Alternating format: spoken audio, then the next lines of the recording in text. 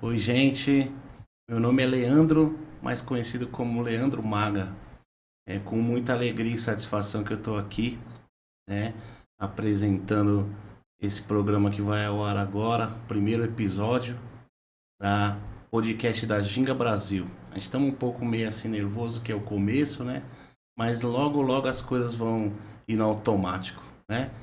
Podcast da Ginga Brasil é um podcast que já está esperado há muito tempo. E esse podcast ele dá alusão à revista Ginga Brasil, né, que é conhecida por todo o mundo do samba, que é a revista que ela traz cifras, né, traz esse conteúdo maravilhoso que é as cifras, e depois foi mudando o formato, né?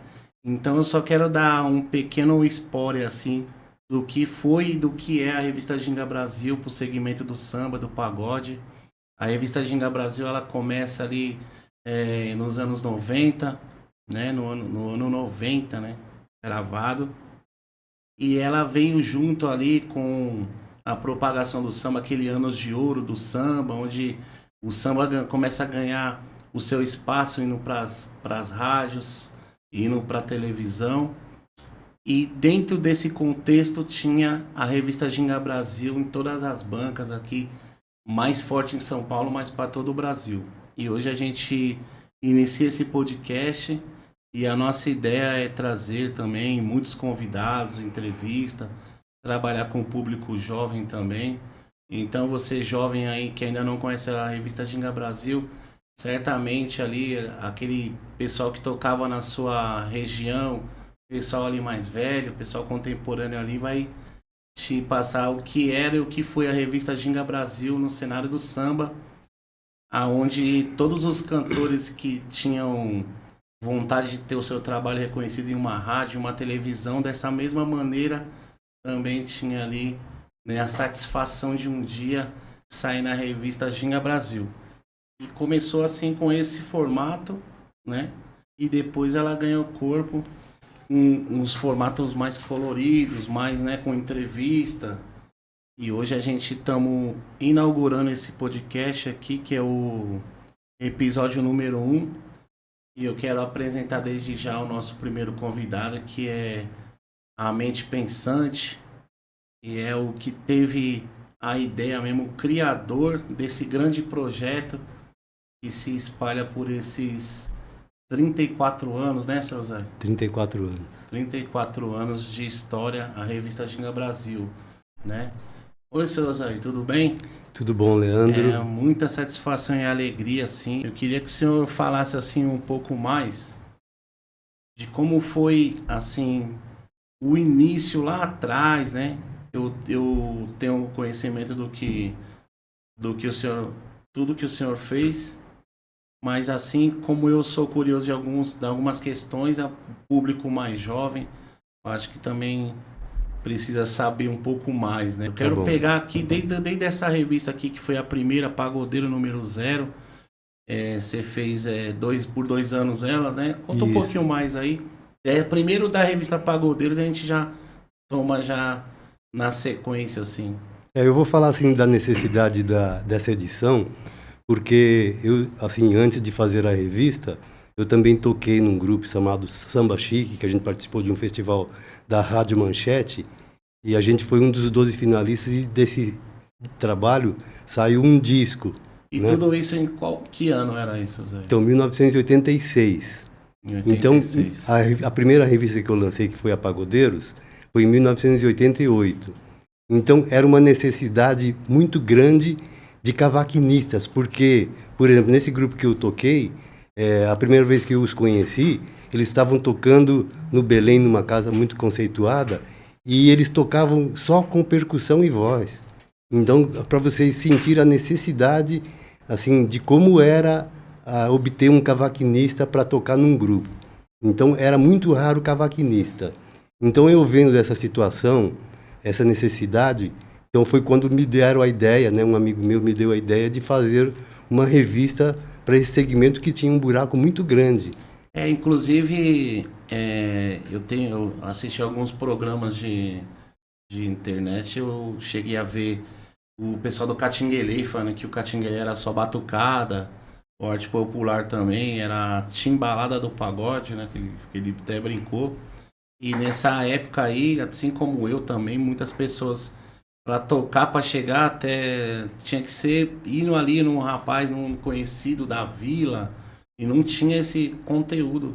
Aí o senhor percebeu ali que tinha esse vazio enorme, né? Exato. Então nós fomos pioneiros, né, nesse tipo de publicação, porque assim não existia nenhuma edição assim de revistas que fazia esse tipo de trabalho. Então a contribuição assim que a gente tem certeza que deu isso também fala de outras pessoas, de professores de escolas de música, que a gente deu uma enorme contribuição nesse sentido. Por quê? A partir da revista Ginga Brasil, que tinha um acesso muito fácil, que eram as bancas de revista, então as pessoas tinham condições de comprar, porque era uma revista com preço muito acessível, e ali então o pessoal começava a aprender os acordes, né, que tinham de cavaquinho, então, e violão, no caso, e banjo, né, que também é a mesma coisa. Então a gente deu essa contribuição e a gente tem certeza que até o pessoal da Rosine, muitos fabricantes de instrumentos e escolas de músicas, eles começaram a ter muitos alunos que, assim, a gente fazia propaganda, por exemplo, de uma escola de música que 100% praticamente dos alunos dele foram através da revista Ginga Brasil. Então a gente, assim, acha que deu uma contribuição nesse sentido, mas, assim, principalmente porque o cunho da revista era um trabalho didático e cultural. Então, nesse sentido, a gente tem certeza que deu uma contribuição e, assim, a quantidade de cavaquinistas que surgiram através da edição da revista Ginga Brasil foi muito grande. Eu tenho certeza disso. E aí, então, em 1988, então, quem veio é Pagodeiro. Isso. E aí você fez ela por quanto tempo, mais ou menos? Isso, foram 2 anos, né, da revista Pagodeiros. E aí, então, a gente começou a revista Ginga Brasil, porque na Pagodeiros eu tinha um sócio e tal, e que até deixa para lá essa situação, né? E você desvinculou essa sociedade? Desvinculei, isso. E aí, então, a gente partiu por conta própria com o nome Ginga Brasil, que era até um nome muito mais apropriado, né, com relação a nome de revista, ou assim, numa situação de mídia, né? Então, soava muito melhor e tinha uma abrangência muito maior pelo nome.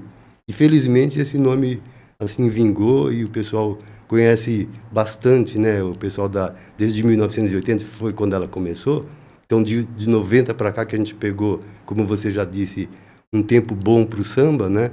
Que, assim... A era de ouro. A era de ouro do samba. Então, nesse sentido, assim que a gente percebe que contribuiu muito, muito, muito com o começo da revista Ginga Brasil. E hoje ela prossegue, ela nunca parou, a Ginga Brasil. Ela nunca parou. E a Pagodeiro, você tem noção de quantas edições saíram? Saíram 18 edições. 18 edições. E acho que 2 edições especiais. Caramba, então você fez praticamente uma por mês. Uma por mês. Era uma por mês, assim, obrigatório, porque o pessoal, assim, comenta comigo hoje, né? Esse pessoal que a gente encontra de antigamente, e eles... saiu uma edição e, tipo assim, os jornaleiros até comentavam com a gente, poxa, essa revista saiu e vendeu tudo. Aí o pessoal já está procurando a outra, então o pessoal, por eles, a revista sairia toda semana, mas ela era mensal. Você podia também fazer mais exemplares da número 1, por exemplo, né? Sim, isso. No caso, retornar, né? Isso, todas as edições elas começaram com uma tiragem, né? E depois eu tinha a obrigação de refazer, porque o público estava aumentando cada vez mais. Procurando. Então a gente teve que reeditar praticamente todas as edições. Todas as edições. E essa aqui, então, ela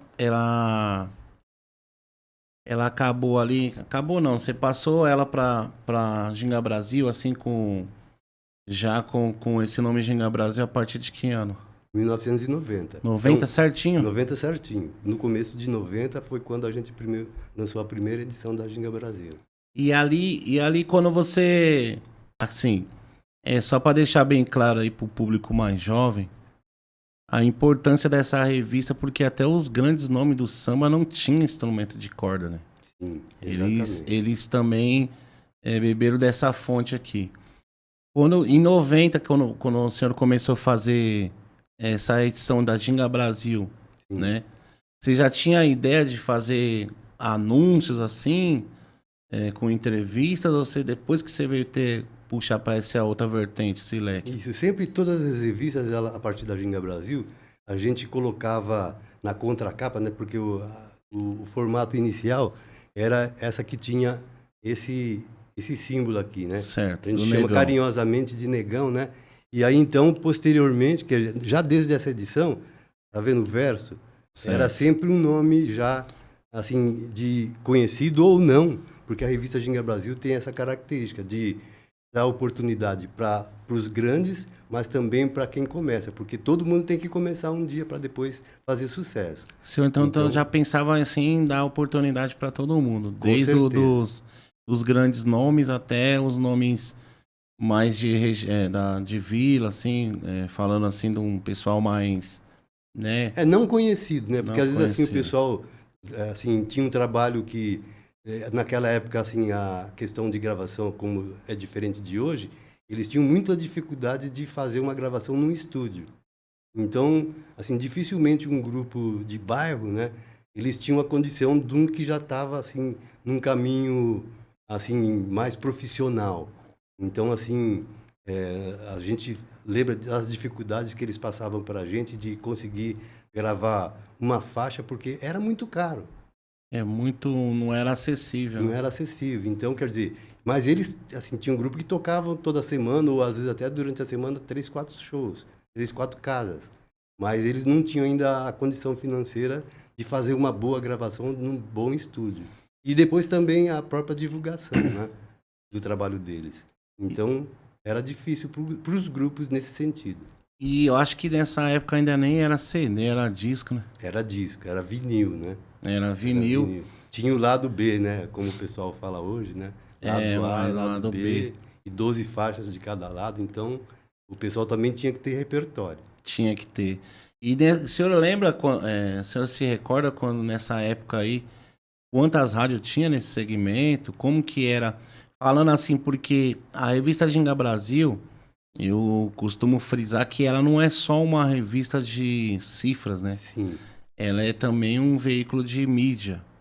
Onde os artistas, por mais que você está divulgando apenas a letra, né? Que a letra e as notas, mas automaticamente o artista está sendo também divulgado por essa revista. Fala, a minha música saiu lá, então exatamente. Tá divulgando a pessoa também. Uhum. Então tinha, né, na década de 80 mesmo, eu me recordo que era só a USP, né, se eu não me engano. Sim, o Moisés da Rocha era o programa que tinha do meio-dia às 2 da tarde, era o único programa de samba que tinha nas rádios. Era o único. Então o pessoal do samba ouvia a rádio... Moisés da Rocha, a Rádio USP e o Samba Pede Passagem. Isso, o Samba Pede Passagem. Então, até a primeira edição da revista Pagodeiros tem, na última página, uma alusão, né, à música que era tocada inicialmente, né? Na cadência do samba. Na cadência do samba. Então, assim, depois do Moisés da Rocha, que começaram a ter algumas rádios, né, que começaram a divulgar o samba. Mas o pioneiro, assim como na revista, né, que a revista Ginga Brasil é uma revista pioneira no samba. O Moisés da Rocha foi o pioneiro com relação a programa de rádio que tocava exclusivamente samba. Samba em São Paulo, né? Em São Paulo. Olha que importante a gente saber disso, porque a revista ela entra como um veículo também de divulgação, né? Sim. Uma mídia impressa, né? Porque era o rádio, a TV. A TV estava começando também através, acho que foi o Raça Negra, foi o primeiro a fazer, né? Exatamente. Que puxou ali os outros. E a revista ela teve esse papel também como um veículo de mídia, isso, né, Osaí? Isso, porque na verdade assim, nessa época e um pouquinho antes também, quem aparecia na televisão era a Beth Carvalho, era já Alcione, Roberto Ribeiro, então, quer dizer, eram esses três, basicamente, né? O João Nogueira. Então, assim, esses grupos tipo Fundo de Quintal não aparecia. Era só cantor solo? Era só cantor solo e, assim, Originais do Samba também apareceu. Mas, assim, com muita raridade. Porque tinham programas específicos, né, de música na televisão. Então, assim, infelizmente, nessa época, o samba também era discriminado. Então, assim, a TV, eles queriam naquele momento, como até depois foi posteriormente, pessoas que, assim, tinham uma aparência, né, para eles, entre aspas, né, um Tem visual, retorno, né? isso, um visual, e eles também já eram muito profissionais, né, então eles já tinham uma carreira praticamente consagrada, então eram esses 3, 4 que apareciam na televisão. Não Então, é igual hoje, que todo dia aparece um, né? isso, a partir do Raça Negra, realmente, aí começou, eles começaram a chamar os outros eminentes, né, do samba, né, os grupos que, a partir de 1990, então, realmente a televisão foi obrigado a trazer essa geração dos anos 90 para a televisão, porque tanto o rádio, né, quanto a mídia escrita e falada estavam falando deles, né, então, assim, é uma questão de audiência que eles teriam que fazer. Então eles começaram a trazer os grupos, né? E também tinha aqueles programas infantis, tal, tipo Xuxa, o SBT, vários programas de televisão que eram de música.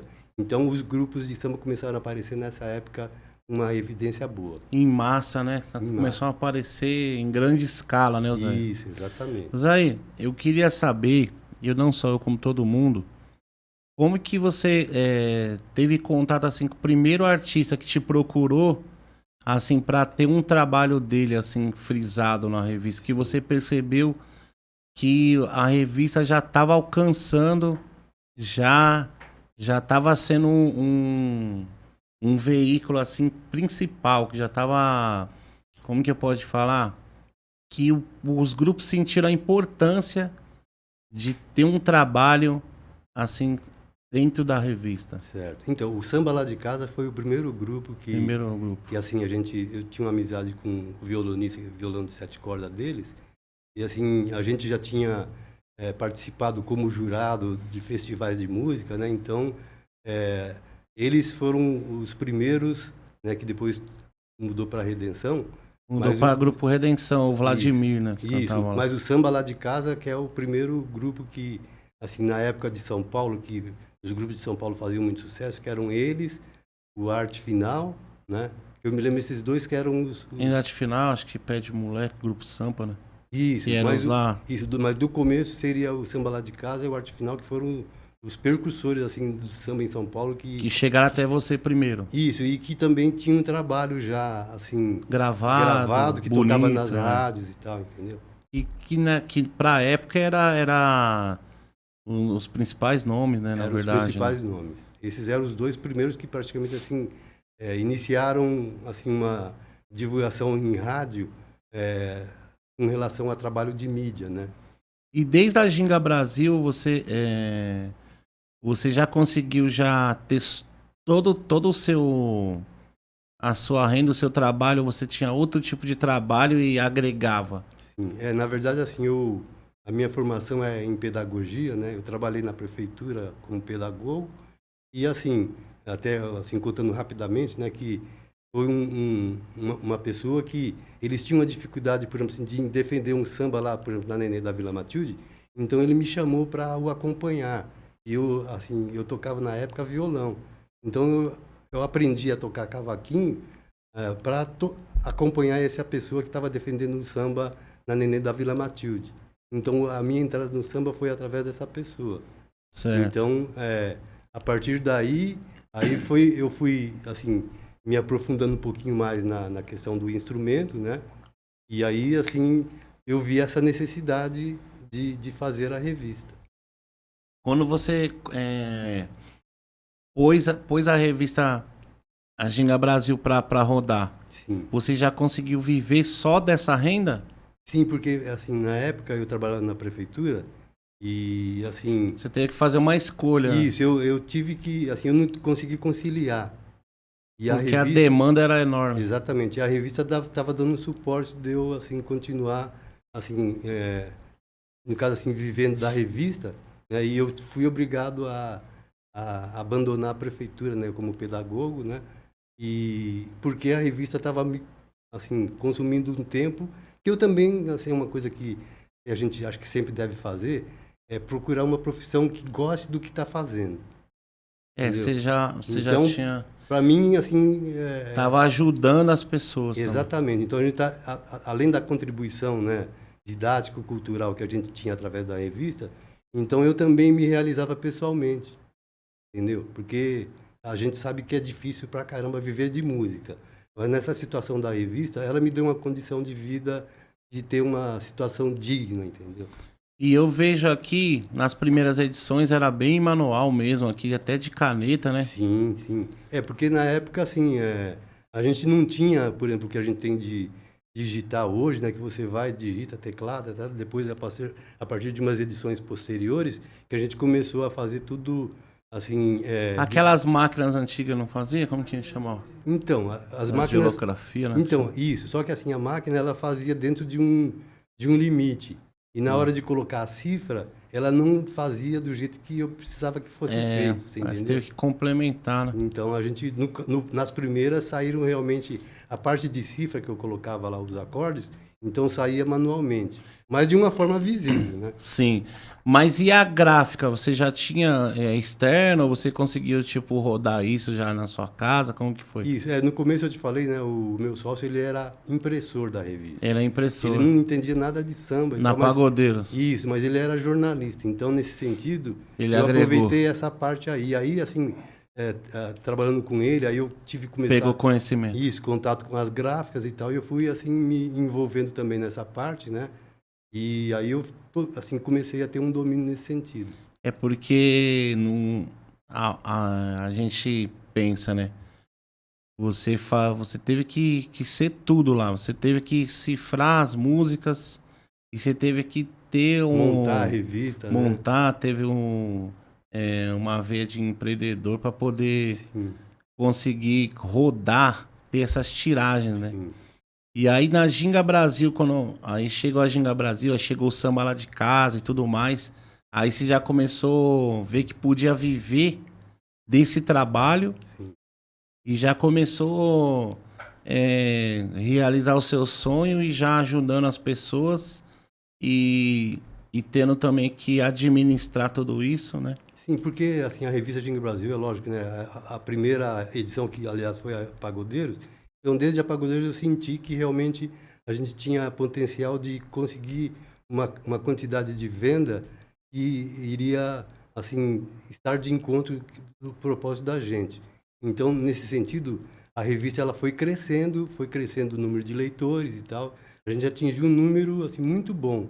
Inclusive, assim, depois que a revista Ginga Brasil estava praticamente consagrada, né, que o pessoal ia procurar de uma forma assim impressionante nas bancas. Tinha muitos fãs, né? Isso, aí até surgiram outras revistas. Por exemplo, a revista Cavaco, o dono dele falou que a gente foi inspiração para eles fazerem a revista Cavaco, né?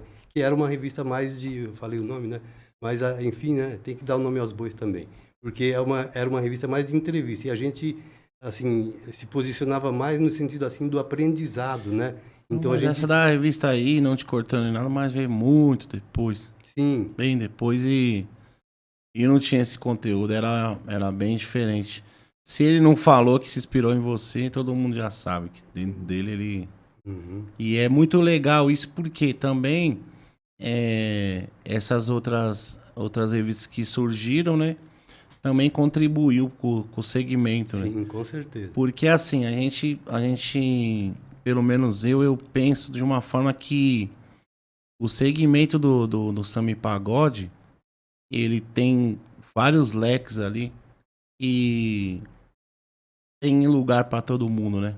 Tem lugar para todo mundo e cada um fazendo uma parte, fica todo mundo se torna importante para isso, né? Sim, é porque as coisas têm que ser somadas, né, gente? Tem que somar. Sozinho ninguém consegue nada. Então, nesse sentido, quer dizer, a gente tinha uma situação aí com a Transcontinental, né, que foi uma rádio que depois veio e estourou, né, porque a audiência do brasileiro que gosta de samba, e a gente sabe que é muita gente, então transformou a Rádio Transcontinental numa das primeiras, né, de audiência, né, de São Paulo. De São Paulo.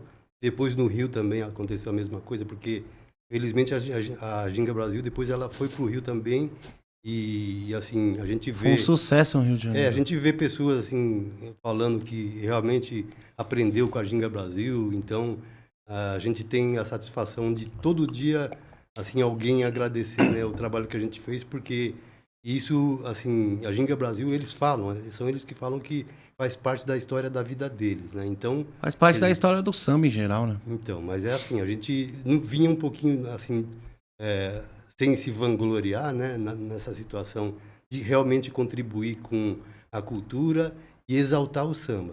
E pra gente essa era a nossa bandeira. E é ainda, né? É, porque eu tiro por mim, o que me fez procurar as revistas Ginga Brasil, que eu também sou músico, né? Foi exatamente o que você está falando. Quando eu comecei a tocar, isso aí em 1980, alguma coisa que eu nem recordo mais, faz tantos anos. Aonde eu morava só tinha dois músicos e todos os grupos eram de batucada. Entendeu? Aí a gente tinha necessidade de aprender. E quando saiu a Ginga Brasil, todo mundo queria fazer coleção, por quê? Porque para quem tava começando era muito difícil tirar de ouvido. A gente não tinha essa bagagem, não era rápido assim, né? Hoje em dia, um público mais jovem, ele abre ali a internet ali, tá tudo ali. Mas na Quase nossa... tudo, né? Porque assim, o que não tem lá, tem na Ginga Brasil. Eu ia entrar nesse assunto aí, porque a Ginga Brasil, ela sempre teve a sua fama, né? O seu sucesso pela credibilidade das cifras, né? Então ali a qualidade, né, era muito grande. Então quando o próprio artista não te mandava a partitura, você tinha o trabalho ali de fazer com muito carinho, assim, sempre com ao pé da letra ali, o pé da risca, né, no fio da navalha ali, certinho pra quando chegava nas pessoas, até muitas músicas assim, eu e muitos amigos meus comentam, né, que a gente tirava a música de ouvido e começava a tocar ela na noite. Sim. Só que a gente comprava a Ginga Brasil depois, aí nós saía correndo pra casa e falava, vamos ver o que nós fez certo, o que nós fez errado, vamos corrigir. E a gente saía tocando, é verdade isso, a gente saía tocando a música, né? Aí falou, nossa, essa nota aqui eu não colocava, ou então, nossa, aquela ali, essa aqui é melhor. Então, eu acho que todo mundo que toca instrumento de corda, especificamente assim de violão e cavaquinho, passou por aqui. Se não passou, deve ser uma pessoa muito nova, mas certamente o pai, o vô... Tem um relato do Wilsinho do Malícia, que ele fala que quando ele começou a tocar, ele tocava lá no trem e tal, não sei o que, aí tirou lá, por exemplo, a música Jéssica e tal, não sei o que. Mas depois, quando ele foi conferir na Ginga Brasil, lá que tinha vários acordes e dissonantes e não sei o quê, ele falou, nossa senhora, como que eu tocava errado e tal, né? Então, quer dizer, assim, são depoimentos assim que a gente ouvia depois, né? Então, é por isso que eu falo assim, que realmente a nossa revista, ela deu uma contribuição. Deu porque até quando a pessoa pega ali a revista e vê que tá diferente demais, né?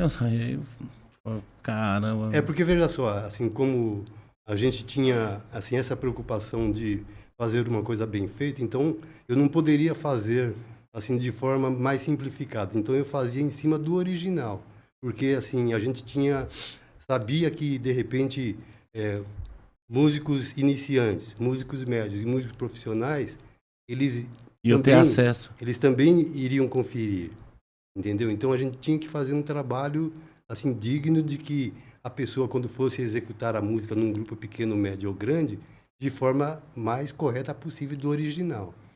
Então, porque a gente sabe que na vida, em tudo, né?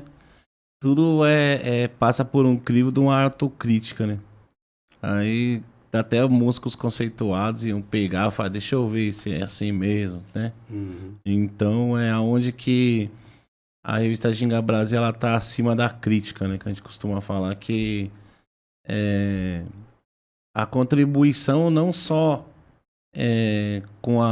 com letras, com cifras, tudo isso, mas dentro de um contexto de divulgar as marcas, divulgar os grupos, né? Sim, isso principalmente agora, né? Que nem o pessoal que está vendo a gente aí, né, nesse podcast.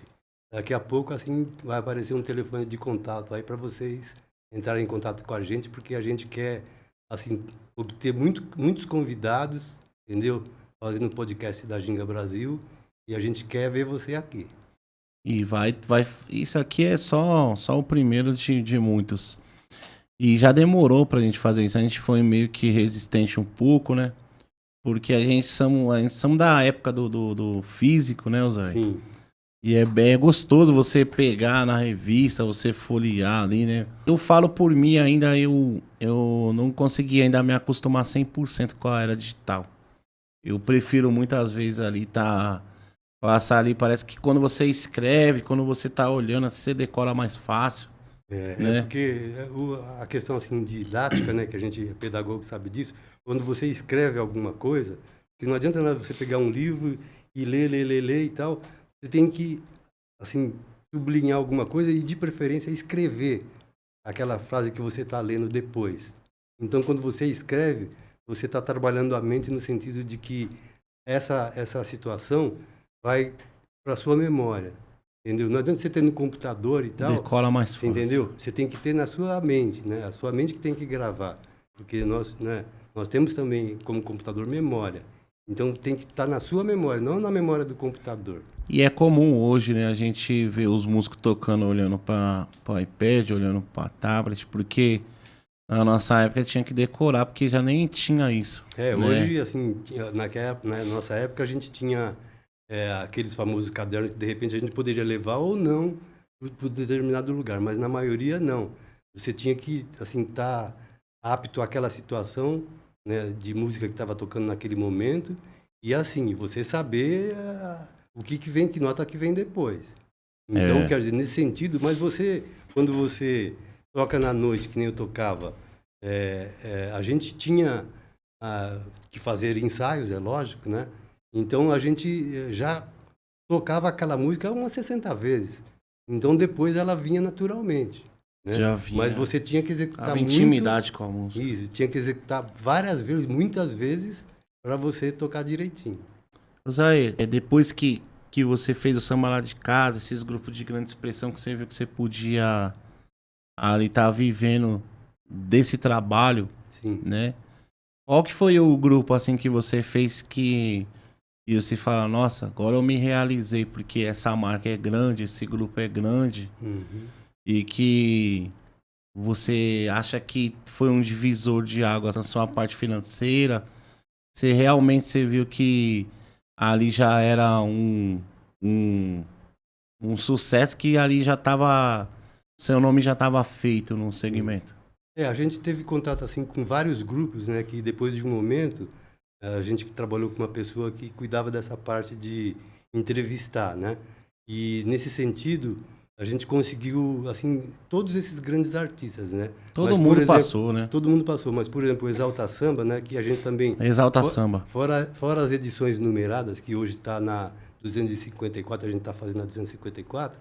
Então teve as edições Seleção de Ouro e Seleções Especiais. Nessas edições especiais, por exemplo, já soltei 7 revistas do Exalta Samba. Exalta Samba. 8 revistas do Fundo de Quintal. Então, o Exalta Samba foi um grupo que, num determinado momento, a gente estava fazendo eventos também. Então, eles já fizeram 3 eventos para a gente que foram muito marcantes, porque eles, assim, a gente pegou numa época que eles estavam também muito fortes. Então, a gente fez 3 eventos em 3 lugares diferentes que, entendeu? Foi um sucesso, público, né? Exageradamente grande, que teve gente que ficou para fora e tal, né? Mas assim... Mas já era o Thiaguinho nessa época, não? Já era o Thiaguinho. Ah, então é aquela época do Exalta Mania. Exatamente. Nossa senhora, então era gente demais. E fora outros grupos também, né? Tipo o Pichote, que a gente já fez 2 shows com eles também. Sério, cara? Pichote você fez também?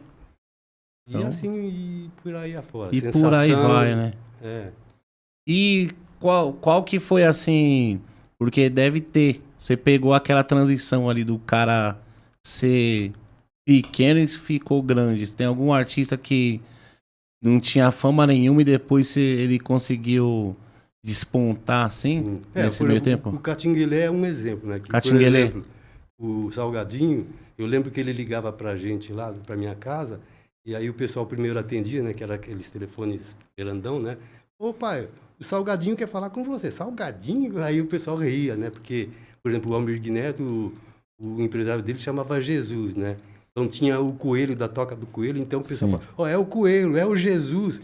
Aí o pessoal de casa lá brincava muito nesse sentido, né? Então, quer dizer, o Salgadinho era uma pessoa que me ligava e tal, e às vezes por telefone ele queria me mostrar algumas músicas e tal, né? Então, assim, a gente conheceu o Catinguelê desde o comecinho, desde antes lá do Chopapo, né, de São Bernardo. Então, assim, a gente acompanhou, né, porque a revista tem 34 anos, então a gente viu muita gente crescer, muita gente, aliás, muita gente começar, né, galgar uma situação média e depois grande. Então, todos esses artistas que a gente vê hoje, assim, pela idade da revista, então, com certeza, assim, eles fizeram história, assim, junto com a revista, com relação a obter sucesso, assim, e galgar uma situação bem tranquila com relação à parte de sucesso e a parte financeira também. A gente acompanhou muito a maioria deles. E também viu, infelizmente, né,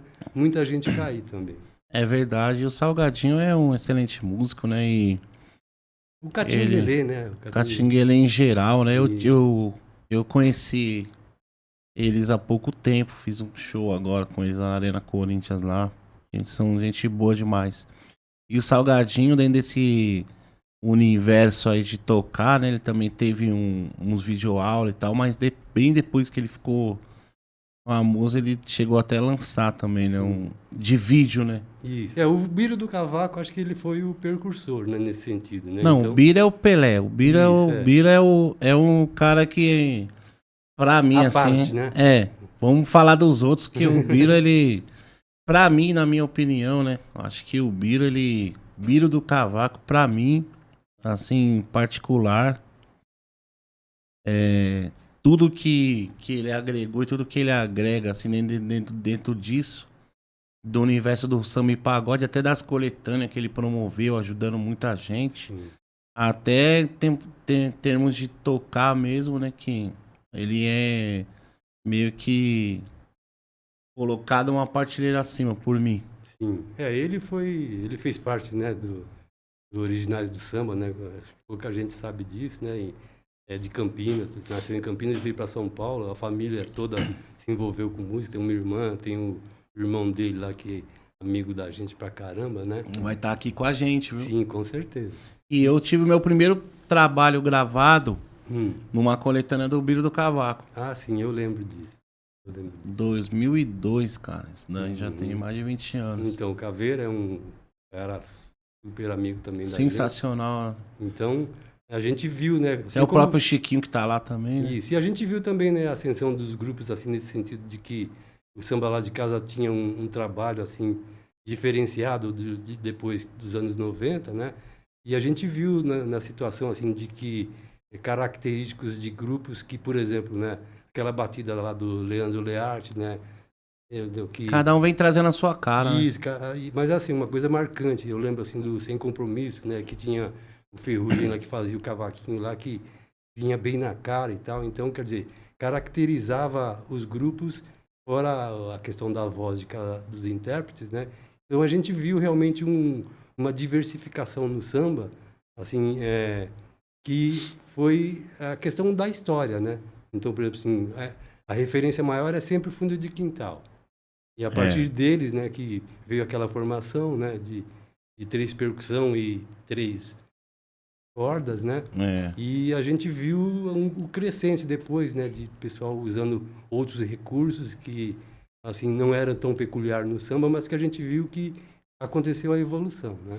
E aí, voltando aqui ao assunto da revista, sim, hoje a gente estamos frisando bastante na revista porque o podcast da Ginga Brasil vai ser uma extensão desse trabalho.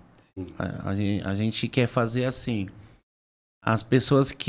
todas as pessoas que saíram na revista, que fizeram parte dessa história, a gente vai fazer essa continuação né? Na era digital. Hoje a revista é 100% digitalizada, né? Digital, né? Ela veio a partir da 200 com relação à numeração, da 221, e ela começou a ser digital, que foi em 2017, agosto de 2017. Então, de lá para cá, ela é assim, só digital. Anteriormente, ela saía no papel. E assim, pode falar. Hoje, quando o senhor quer fazer, quando a venda dela é feita por PDF, né? Mas é legal que ela tá no mesmo... Tem as páginas, você conservou ali, ó, manteve assim o padrão. Achei bem bacana quando eu vi a primeira vez, quando você mandou para mim. Que ela é a mesma coisa, assim, né? As páginas, a numeração. A revista continua, porque... É igual. Se o cara quiser imprimir, né? Imprimir, então vai ficar uma revista normal. Né? Quer dizer, capa, tudo. Imprimiu é papel, então ela vai ficar uma revista como se tivesse naquela época comprada na banca, né? Isso que é bacana. E uma coisa até que eu também... para as pessoas que tem a coleção, continuar colocando ali, né? Exatamente. É uma coisa que eu queria assim, ponderar, assim, que a revista, ela, com relação às entrevistas e aos grupos que saem, não é só grupo de samba, porque a gente sabe, assim como na televisão, assim, as pessoas que estão juntos aos grupos, então que tem um trabalho também muito importante, tipo os produtores musicais, os empresários dos artistas, até o hold, né? Então os compositores principalmente, né? Que tem que valorizar muito, né? Porque eles que fazem primeiro a música, né? Então sai dali. Assim, tem que valorizar muito esse trabalho inicial. E também, né? As lojas, né? De instrumento. Isso, os fabricantes de instrumento musical, as escolas de música. Então, é todo um pessoal assim que se acerca com relação à música, né? E especificamente nossa com relação ao samba, que também vão somar, vão contribuir também. Dentro dessas trajetórias teve muitos grandes parceiros, José? Sim, no caso, assim, a gente tinha a Rosine, né, que... Rosine, instrumento de corda. De corda. Todos os instrumentos de corda a Rosine fabrica, né, ainda, né? E anuncia várias muitos escolas anos. De música, estúdios, né, de gravação. Estúdio, então, eu posso me recordar do Dezinho Balança, né? Também, com certeza. O Fernando Ribeiro. Isso.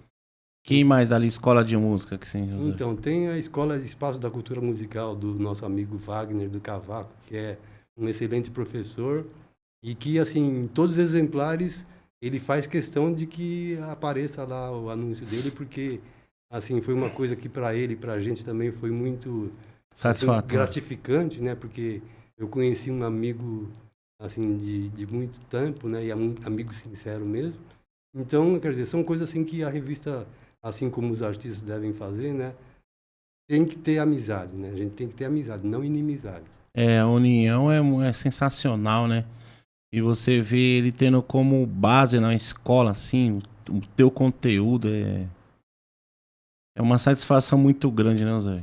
Então, a gente, assim como eu falei, a gente preserva muito a questão de uma simplicidade, né? Em falar com as pessoas e manter, entendeu? Essa situação que às vezes tudo bem, é uma questão pessoal, né? Mas, e assim, ajuda, né? Ajuda na... E fato curioso, Zé. Fato curioso. Eu tenho dois para falar, mas eu quero que você falar um. Eu posso falar os meus dois primeiro? Para vocês... de repente, então deixa eu falar, porque de repente você vai repetir o que eu vou falar, né? Então... eu ia falar isso, mas não é. Mas então é assim, né? No caso, assim, no meu começo com relação à música, eu tinha um primo que era cego. Então, eu falo assim que o pessoal normalmente fala, eu já fiz de tudo na vida, só não fui guia de cego. Eu já fui guia de cego. Então, eu acompanhava desde 16 anos, 17 anos, um primo que na época cantava na Jovem Guarda, o nome dele é Giancarlo. E ele, assim, ele tinha um ouvido, ele estudou piano, né, na escola, ele, assim, na infância dele e tal, né, acho que é Instituto Padre Chico, se eu não me engano. E ele, assim, aprendeu muito. E ele, assim, foi uma das pessoas que... Assim, a minha família já gostava muito de ouvir músicas, né, de rádio e tal. E, assim, já era uma família bem... Eu tive primos, tios, que eram de dupla sertaneja, mas essa pessoa aqui é o meu primo Giancarlo, primo legítimo, eu acompanhava ele durante muito tempo. em chacrinha da vida pelo Rio, aqui em São Paulo, Almoço com as Estrelas na época, né? Então, ele, assim, foi o primeiro, assim, que me incentivou com relação a um instrumento musical. Olha, assim, para vocês terem noção, o pessoal que é da música vai saber disso. Ele me passava o acorde fazendo o som de cada nota. Olha então isso. ele pegava, vamos fazer um Lá com sétima maior e nona. Então ele me passava nota por nota e aí eu formava o acorde, porque ele era cego, ele não sabia tocar violão. Mas eu tinha um violão, então ele passava nota por nota, aí eu aprendi o acorde, o primeiro acorde. Depois o segundo, o terceiro, entendeu? Enfim, todos os acordes que aquela música estava assim necessitando. E ele me passava de uma forma tão incrível que depois eu ia bater com o original e assim não pecava uma notinha. Tá vendo? Então, quer dizer, assim, para vocês verem assim a influência que a gente teve, né? Então, ele assim é uma situação característica, né, que eu às vezes comento com algumas pessoas, de como assim foi a minha iniciação com relação a tocar, no caso na época violão, né? E ele me passava desse jeito. Então imagina o ouvido dessa pessoa. Então, mas o que eu tava querendo dizer é o seguinte. Não tinha não tinha muito charlatão, não, usando o nome da revista, porque eu passei por uma situação uma vez, viu? Né? Paguei o olho da cara pra sair na ginga, chegou lá, não era ginga nada. Eu até tenho essa revista. Aí tava escrito bem embaixo, assim, apoio Ginga Brasil. Foi, mas não é a Ginga Brasil? Nós dando a vida pra sair na revista. Entendi. Chegou lá, não era. Você teve conhecimento disso?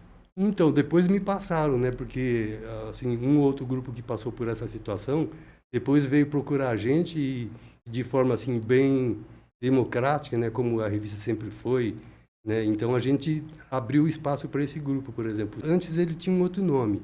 E ele passou por essa situação, entendeu? Eles chegaram até em casa lá, pegaram o endereço e foram em casa lá, assim, falar comigo, porque eles caíram nessa situação também, de pessoas que se colocavam como a Ginga Brasil e no final no não era final não Brasil. Saía no mês, aí ele falava, ué, mas eu ia correndo na banca, cadê Você eu? entendeu? Não tô aqui. Entendeu? Infelizmente aconteceu isso, quer dizer, assim, isso também demonstrou assim, como a Ginga Brasil estava forte, né?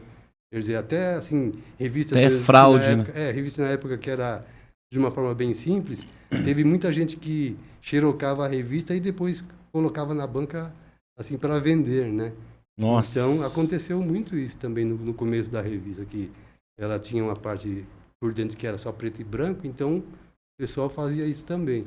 Mas só engrandece, assim, né? O importante, assim, é que chegou na mão das pessoas a revista, né, de uma forma ou de outra, e que, assim, isso, com relação a que nem a gente vê hoje, visualização, e depois as pessoas compartilhar e tal, então acontecia isso, porque uma coisa que também acontecia com os grupos que eu percebi, que eu ia, assim, a gente tocou em várias casas, do pessoal que xerocava a parte das músicas que eles queriam e tal, e montava uma pastinha e tal, e tudo bem, entendeu? Certo. Isso sem problema nenhum. Tranquilo, né? Eu tinha uma pasta assim, viu? Então.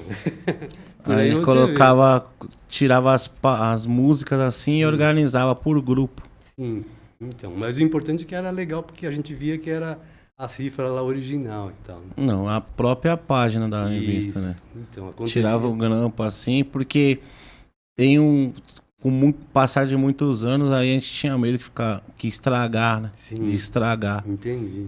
E aí tinha a sequência, né, conservar. Eu já vi gente pagando muita conta com o Ginga Brasil, cara. Cara, vou vender minha coleção da Ginga Brasil. Você tem de toda numeração até tal numeração na sequência. E o cara tinha outra, até a outra numeração, tinha que completar a coleção. Entendi. E aí era legal também por causa das numerações, né? Que tava em sequência, então... por isso que depois, assim, que a gente fazia uma edição, principalmente as primeiras, depois a gente teve que, assim, reeditar, porque, assim, a procura era maior, né? Porque, como a gente foi crescendo, então, aquele público que não comprou no começo, então a gente teve que realmente reeditar as primeiras várias vezes. Eu creio nisso. Eu queria comentar sobre os eventos.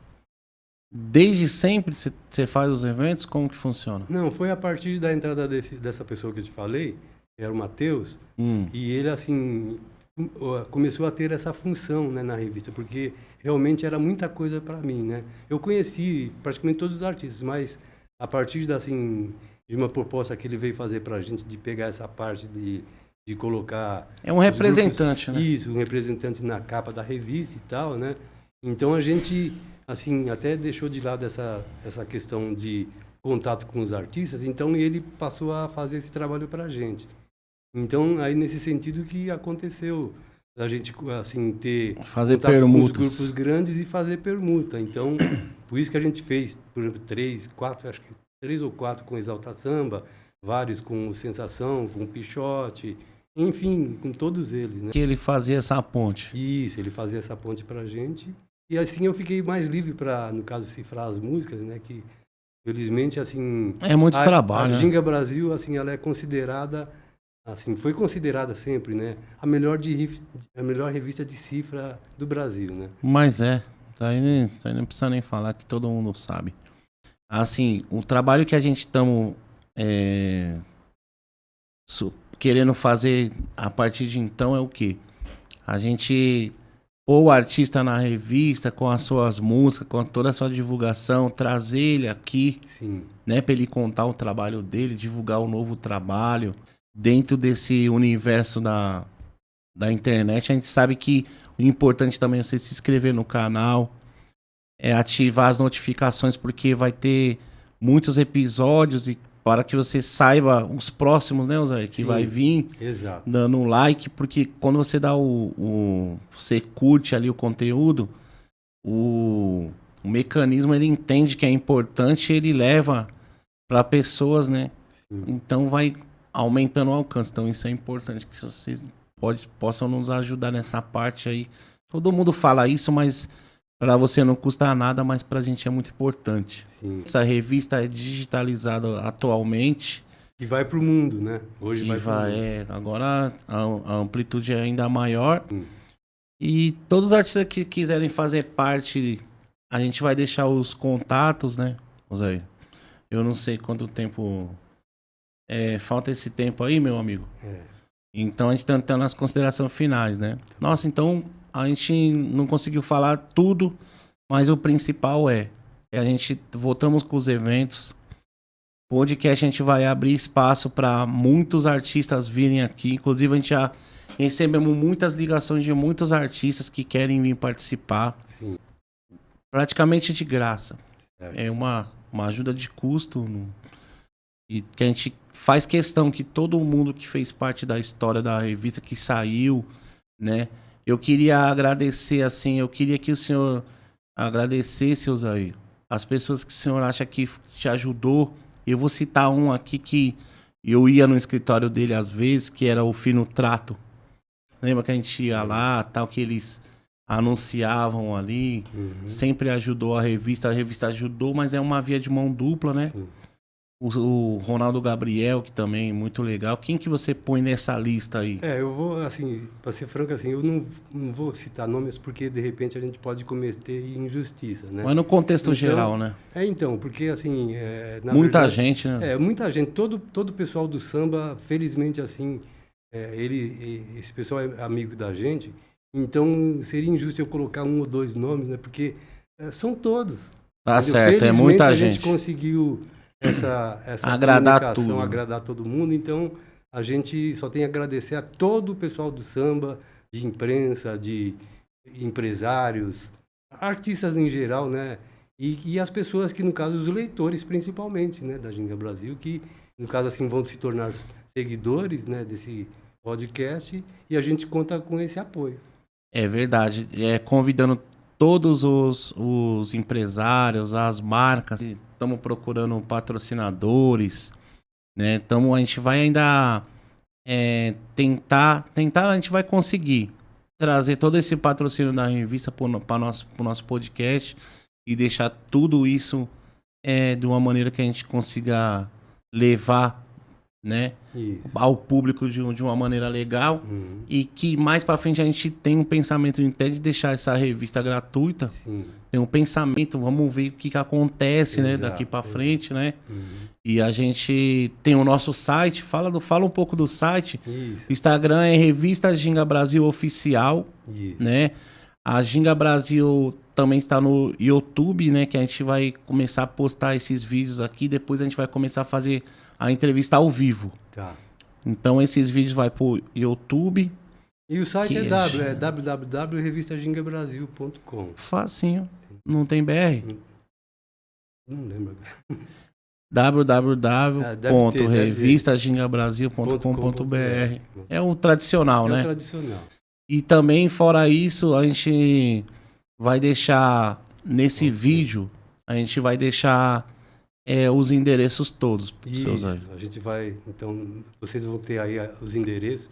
A gente só pede desculpa pela resistência, que a resistência em fazer o podcast já poderia ter feito já há mais de 5 anos, né? A resistência foi minha, eu peço desculpa, mas a gente está aí começando desde agora e a gente vai manter, né? Manter. A permissão é de Deus, então.